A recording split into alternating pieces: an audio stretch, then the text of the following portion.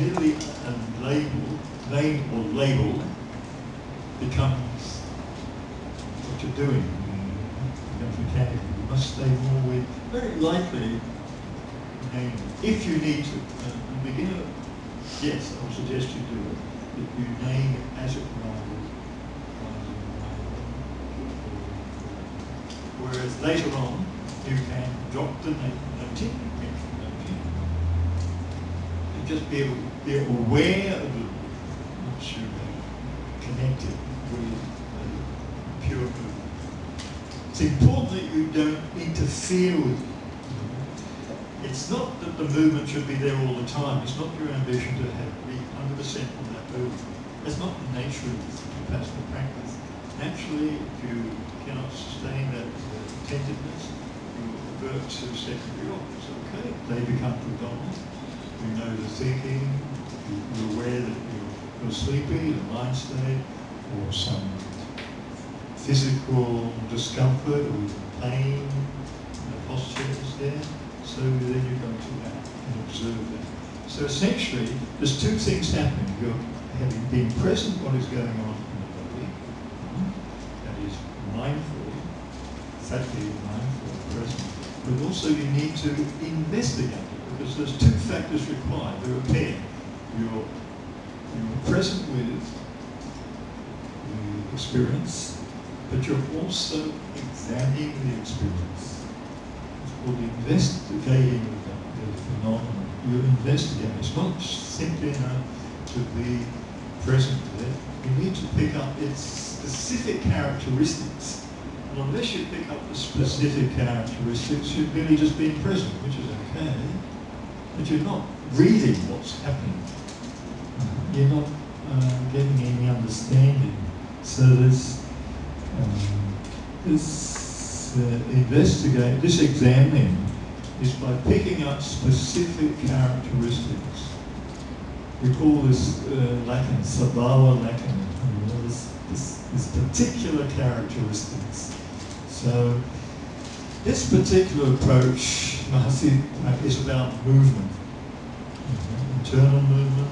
We'll do later on some walking, meditation, formal walking. We'll also do just getting about, going from A to B, travelling about, activities, eating, going to the bathroom, all these things too are part of the practice of ongoing awareness throughout the day. So there are three areas of practice: the formal sitting, the formal walking, and the awareness of your daily activities. Essentially they would be physical movements, limb movements, body movements throughout the day. So we try to build up a continuity of awareness. It's not supposed that you can attain 100% level of awareness until you get very deep into the practice. The mind is not like that. The mind will, at times it goes up and down, you get distracted. It's okay. You need to manage yourself in the practice. At times you're fully present, other times you just need to tread water. You're not forcing yourself to be 100%. You go through cycles. At times you're fully present. At times the mind's not so clear. The body is lethargic, and we just need to manage one's energy and within the practice. So this technique of naming can help you very much stay with, even at least if you're naming it, you're there to some extent. You might not be able to pick up something of what is happening, but it's critical that we're picking up the particular characteristics. When you tune in enough, this practice, I said, is developmental, bhavana.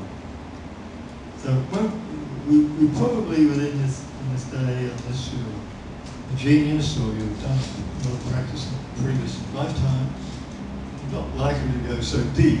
Well, I hope you will get the basics, and then you can develop it, develop that. So people later.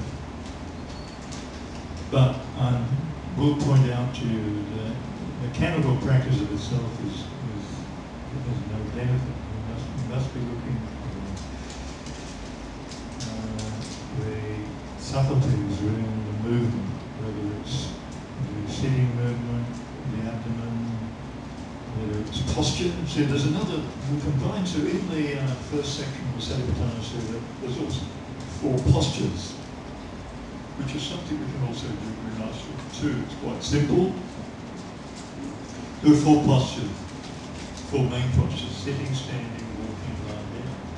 And lying down too, with the abdomen movement, if you're lying down, there's no tension. So that's something too you can explore. If you're finding any difficulty in with picking up the movement, and if you're lying flat on the back, probably don't go up to sleep, then you can, there's no tension. So you can find a very natural internal movement. Okay, so let's recap. With the meditation posture itself, we're not into doing full lotuses, half lotuses, or anything like that. Usually a sort of tailor fashion is sufficient.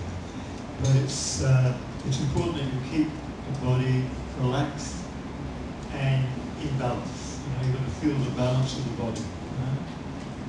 So you can almost let go of any holding that's in the body. There's any tension.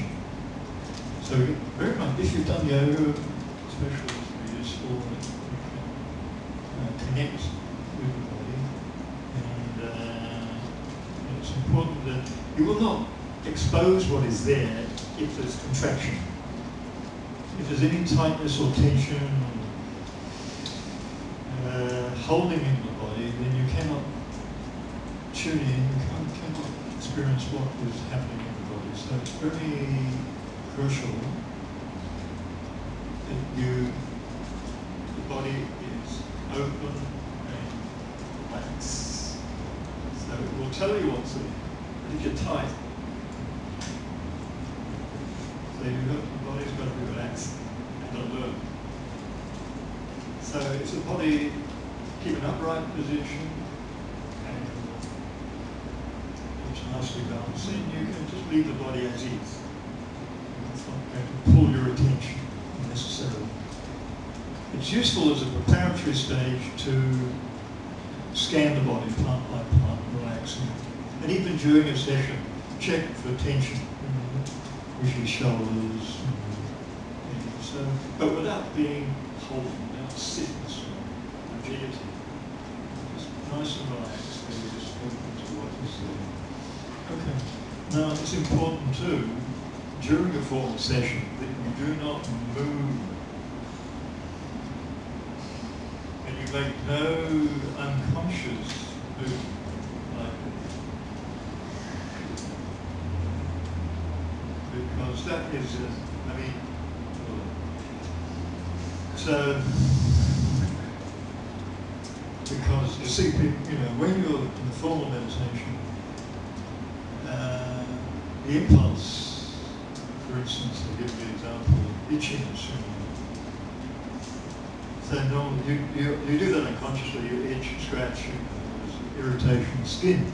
So, okay, but you haven't been there for the real experience, which is first the irritation of skin. What you need to find is the urge, the desire. If you can tolerate that urge, that is the cause of your suffering. I mean, maybe it's a trivial example, but that, urge, and you just playing it out, every time you do it, it's reinforcing it. But if you can just sit there and with an itch,